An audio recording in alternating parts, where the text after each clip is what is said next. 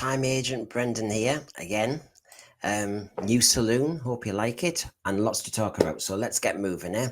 So what have we got on the show today? Right, quite simply, really. In a moment, we will be talking about how the popular cultural science fiction show has been hijacked, ambushed by the mainstream. And they're trying to kind of convince us that it's been like this all along and we shouldn't be worried. It's a bit like suddenly we're all queer, aren't we? The LGBTQ campaign has said we are all queer. No.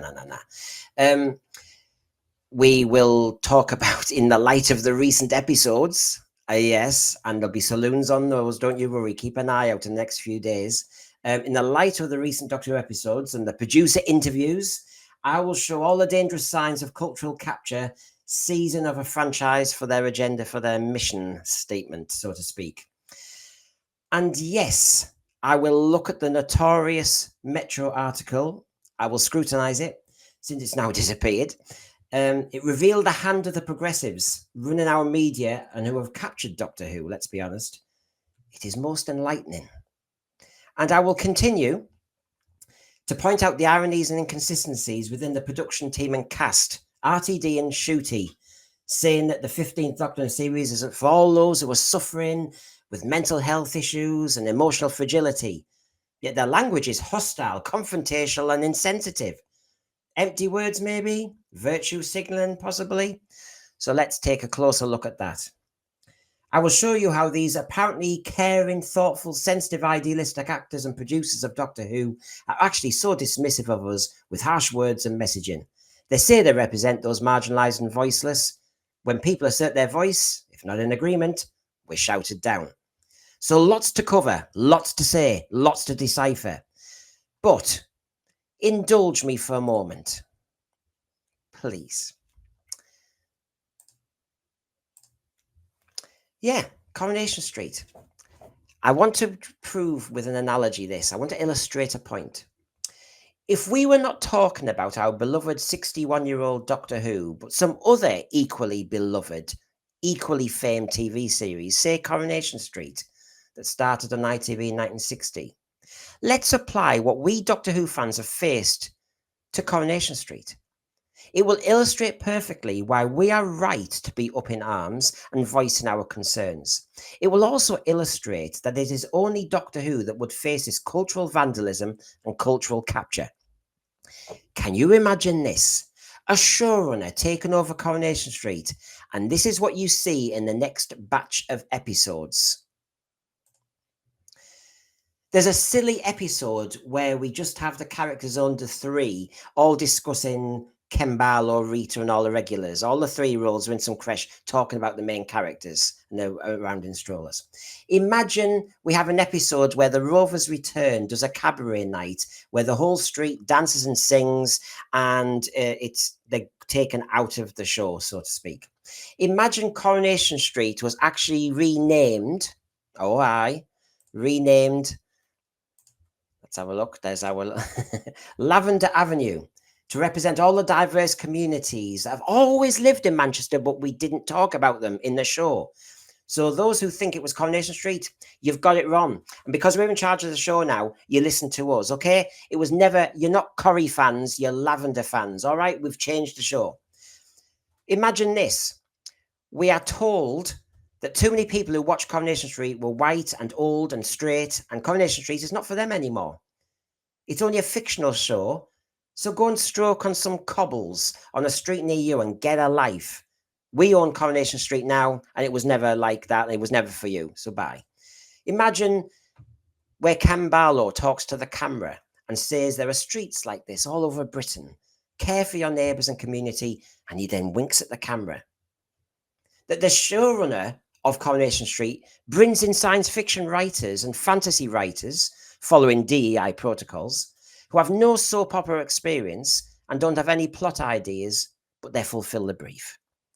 Imagine that we are told there was always a previously unmentioned street or factory or shop by the street that's never been mentioned for 64 years, that now is affecting how Coronation Street is going to be treated from now on.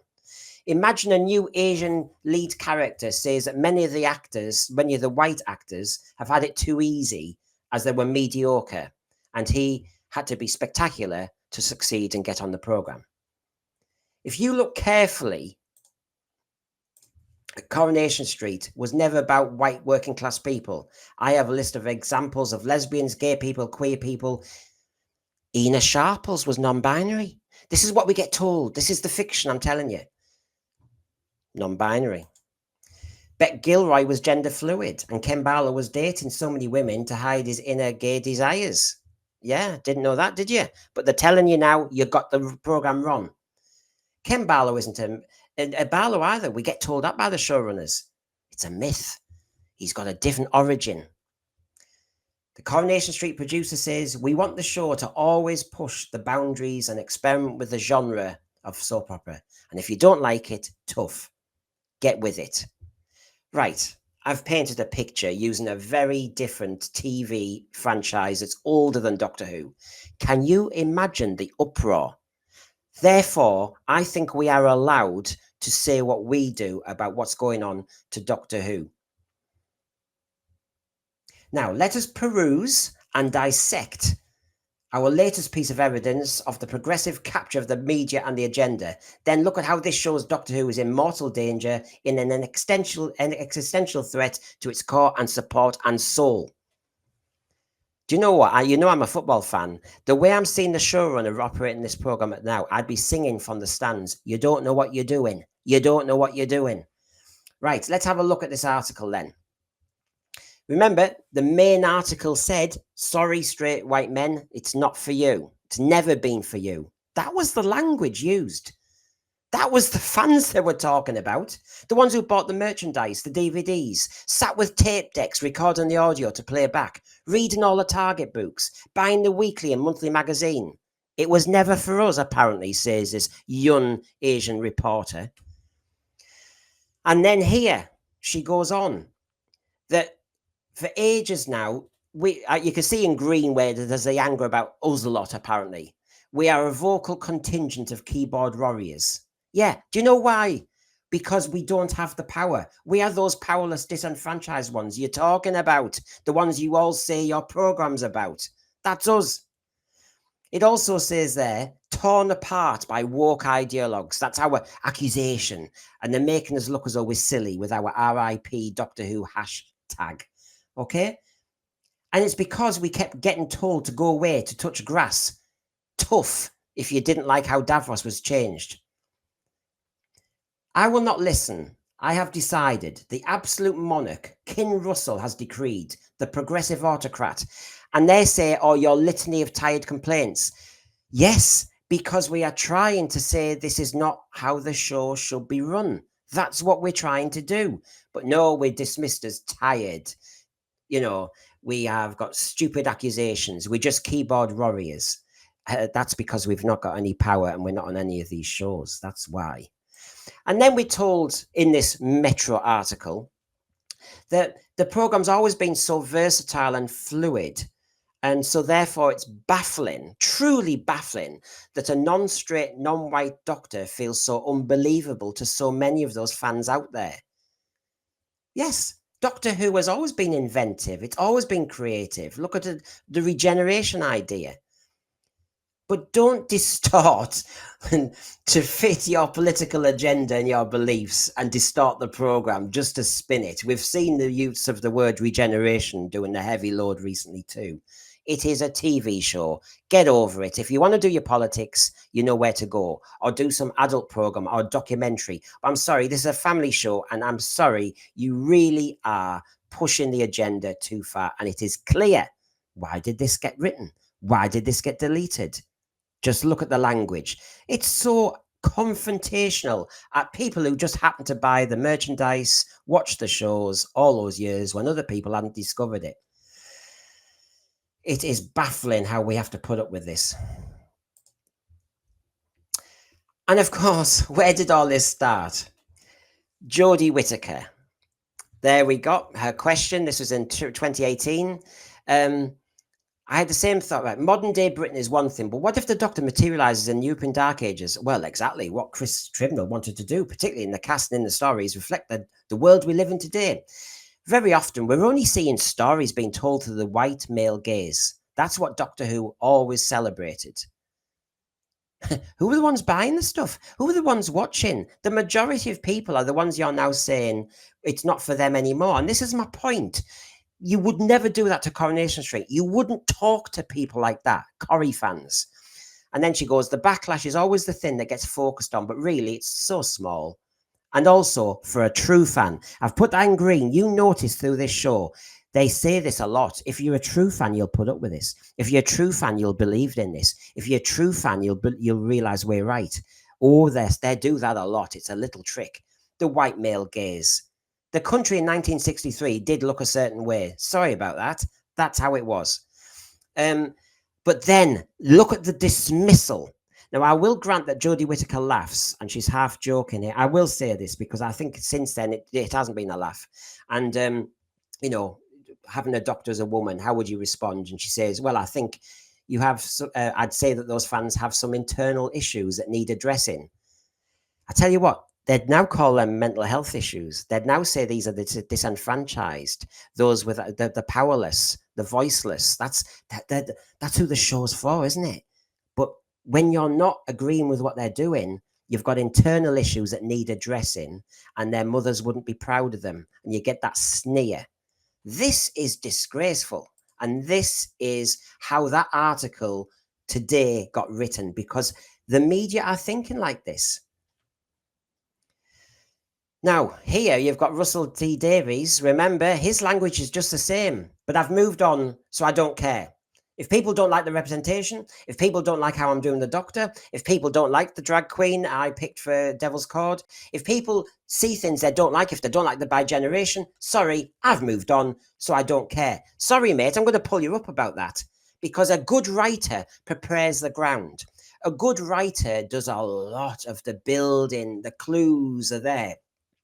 JNT, our 1980s producer, would actually tell the audience, you know, on Saturday Superstar or one of the programs or in the papers, he'd say, might be a female doctor. He'd tease us. The chameleon circuit might suddenly work, and he'd tease us that suddenly we won't have a police box anymore.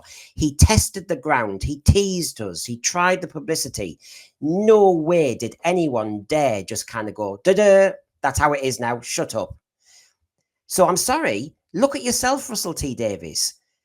I don't care how you feel. I've moved on. You've moved on. You've written the script. You haven't prepared us in your script. The dialogue hasn't built up to this. So it's your fault. Bad writing. Don't dismiss people for reacting to the change. Your job is to prepare the ground. You got it wrong. Your inadequacy. Own it. And you see, again, how they talk about the reaction. And of course, I'm taking you to the yellowish bit at the top from Ncuti Gatwa.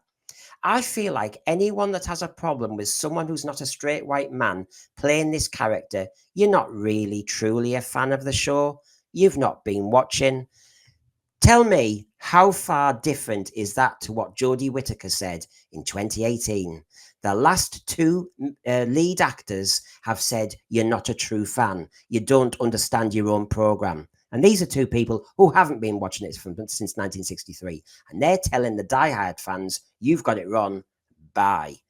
This is wrong. This is not how you talk to people. It's all digs, slights, patronizing comments, hurtful, cruel comments, unkind comments. This is people, they've captured the program and they don't want us to speak up like the boy in The Emperor's New Clothes. They don't want us to.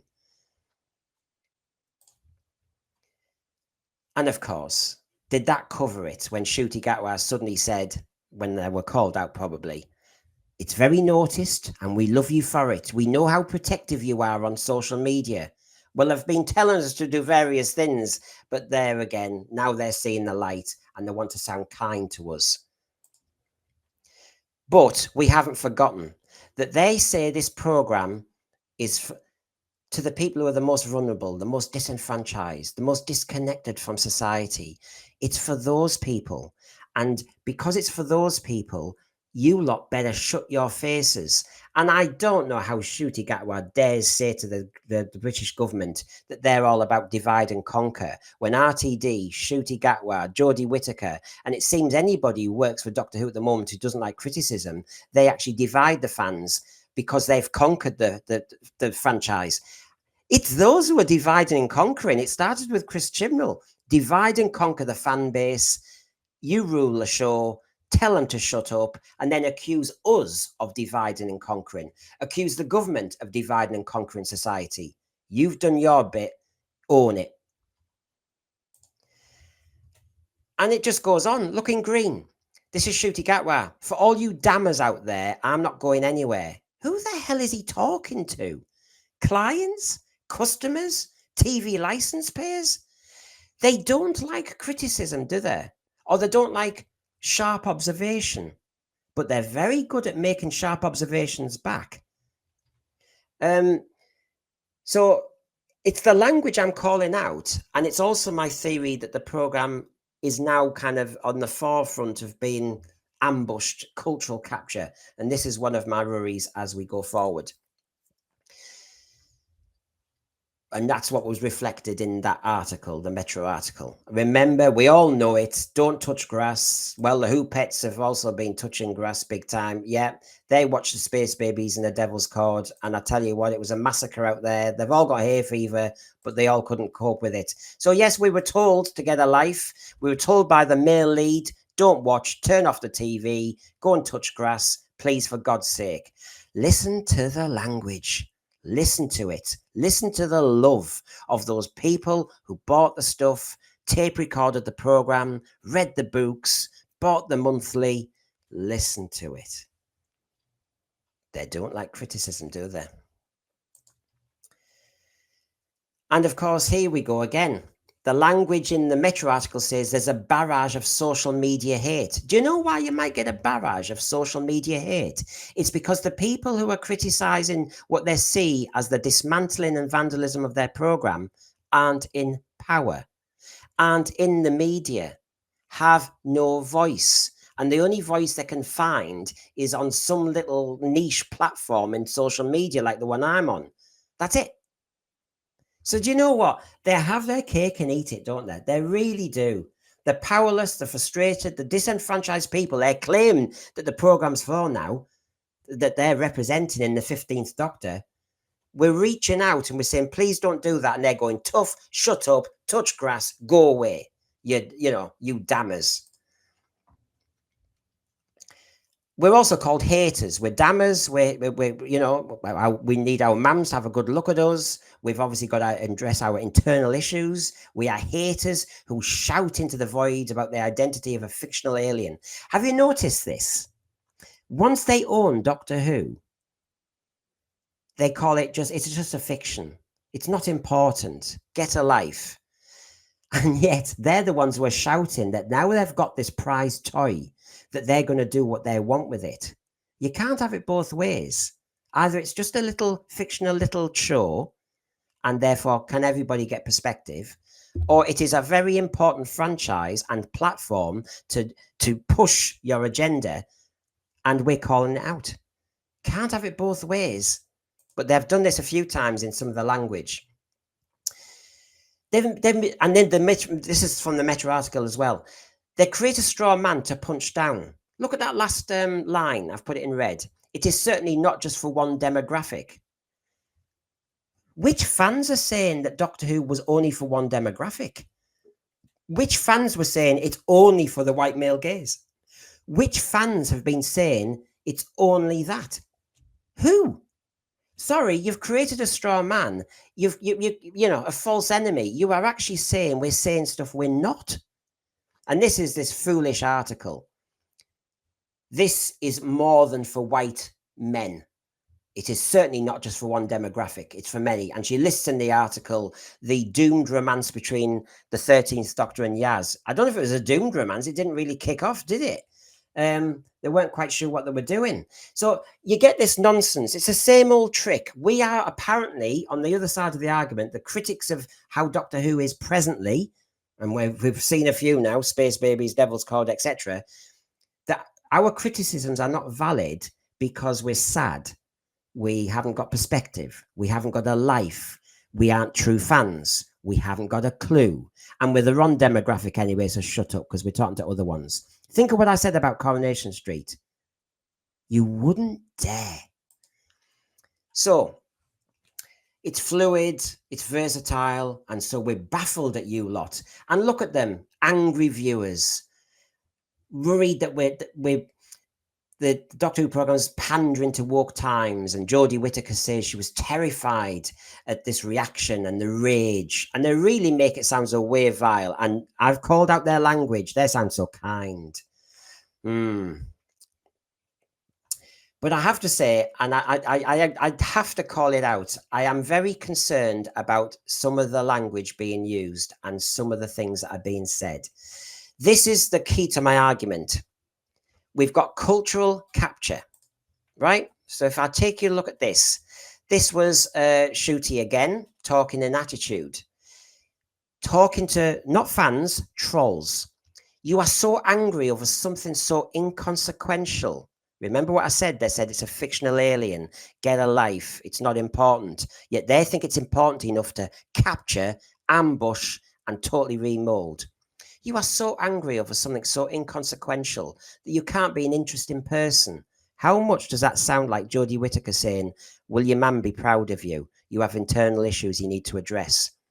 You can't have much in your life. I mean, seriously, this is our male lead. But the bigoted straight right men who have spiraled into a meltdown, oh gosh, is that a horrible way of talking about a mental health issue that they say they like to represent in the 15th Doctor?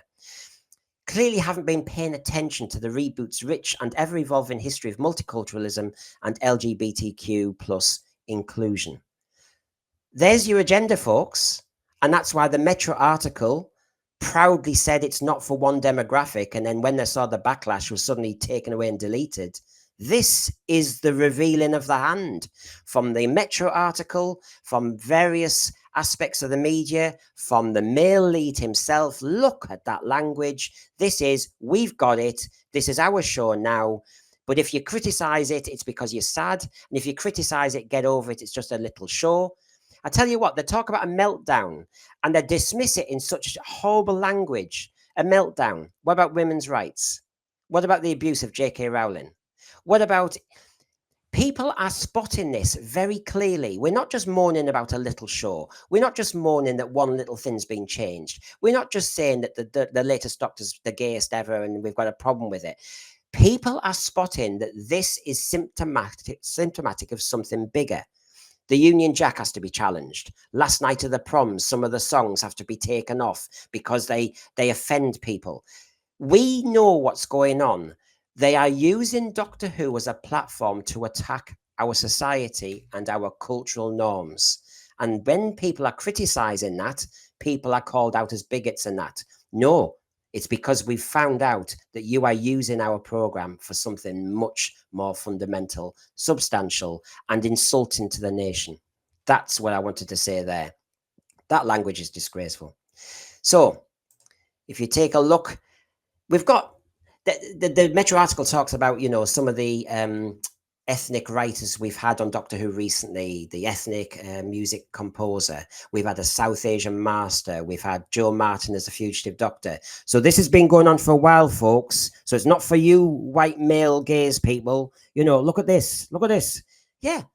And, I didn't, we haven't gone to the, the highest tower and shouted about it. We've just got on with it. You see here that RTD was talking about who he was picking for his cast, saying that for the 15th Doctor, we auditioned men, women, black, white, non-binary, actors whose sexuality was their own private matter, exactly the type of barriers I like to break. So we know their agenda, we know their mission. All we're saying is try not to destroy the program in this whole kind of momentum that you've got. And they're not buying into that. Their DEI policies are being pushed. He tells us he picks, Devil's called Jinx Monsoon. He picked Jinx Monsoon because he saw them somewhere. Stephen Moffat, who I do respect, although he was exhausted once he was the showrunner, and that's another issue, isn't it? But Stephen Moffat, we're all looking forward and hoping Boom bails out the current series. He asked Stephen Moffat, think about this, RTD says, I asked him to come back and write a story. So I asked him to offer me some ideas, and then he decides which one is the one he wants to pick, yeah? So in other words, it wasn't the idea that came first. RTD is going, I like Stephen Moffat, give me some ideas and I'll pick one that I like. He says that I wanted a certain type of doctor quite clearly from the auditioning. He says he's picked and he's well aware that in the future, in the future, he needs to pick more women writers. He needs to pick more writers, women writers of colour. Now, listen to me clearly. I'm not calling that out. What I am calling out, though, is, are these science fiction writers? Are these writers who have a science fiction idea? Because the problem I can see with Doctor Who at the moment, when it's just grandstanding on policy and politics all the time, is where are the ideas? The Space Babies was not an idea. It was some half-concocted thing on the back of a cigarette packet. And it was ambushed within it with lots of different ideas and jokes and farts and methane. That's all it was. That was not a story. Wasn't even a sci-fi concept. It was a joke. Devil's Cord was so breaking the fourth wall, so different. I can't even say it sat within the genre. It was just completely out there. And it wasn't necessarily an idea. It was an indulgence. It wasn't a sci-fi concept. The Pantheon of Gods. I'm not saying that's a concept. That's a noun. That's one thing. And joining it to the giggle is just a tiny little thing, but I will talk about that in a saloon just on Devil's Card later. So I'm not calling out picking a diverse range of writers, but do these writers have a science fiction idea in their heads? Because this series needs saving. This is the problem. And, you know, the Metro article says that when he brought the series back in 2005, it was about the outcasts in society. It's interesting who they see as valid outcasts and those who should be ignored. And it was a class commentary because you had Rose Tyler and Imam Jackie on a London council estate, and left-wing sentiment has always been in the Doctor Who series. Well, not as obvious as since 2005, granted. But this class commentary, I find it fascinating. They mention that as a tick box exercise, don't they? Because where is the class commentary now? Where is it? It's all about DEI. Where's the white working class there? It's not being mentioned at all. And I'm sorry, don't give me this nonsense. I don't like the language queer companion with Jack Harkness. The same-sex kiss. Yeah, Jack plonked a kiss on Chris Eccleston's Ninth Doctor. It wasn't sexual. It wasn't romantic. It was almost cheek. It was almost a relief, I think, at that point, or exuberance. But that was all it was. So don't start saying that's a tick box for some other agenda. That's silly. That's pathetic. Yes, we had beautiful Freema Agyeman. Underrated. By the way, the same showrunner we've got now gave her one of the most stinkers of plots, didn't he? Undermined the first black companion by making her look pathetic and yearning after a doctor who spurned her at every advance. That was RTD who wrote that, not me. Look at yourself in the face, mate. You undermined her. You undervalued her. You could have bigged her up so much more. That's on you, mate. Own it.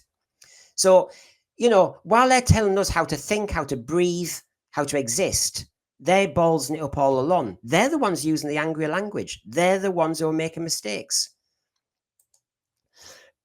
So there you go. The Metro article. Sorry, straight white men. Doctor Who was never made for you. Sorry, it was those people who were actually sat there doing the tape decks and everything. And she says, because you don't get it. And because she says, I noticed she started watching Doctor Who after 2006 when it was David Tennant. And she says when she saw Ncuti Gatwa dancing the night away in a bright outfit, she fell in love and she knew that was the Doctor for her. Yeah, she's bringing her needs to the program. That's not the program. The program isn't about just what the Doctor wears. You're missing the spirit, the core, the soul of the whole show. And now you're saying it's not for us. Nice trick if you can get it. Talking about the Doctor's costume, so to speak, is so superficial. That's not the show, and you've misunderstood it. So don't start having a go at us.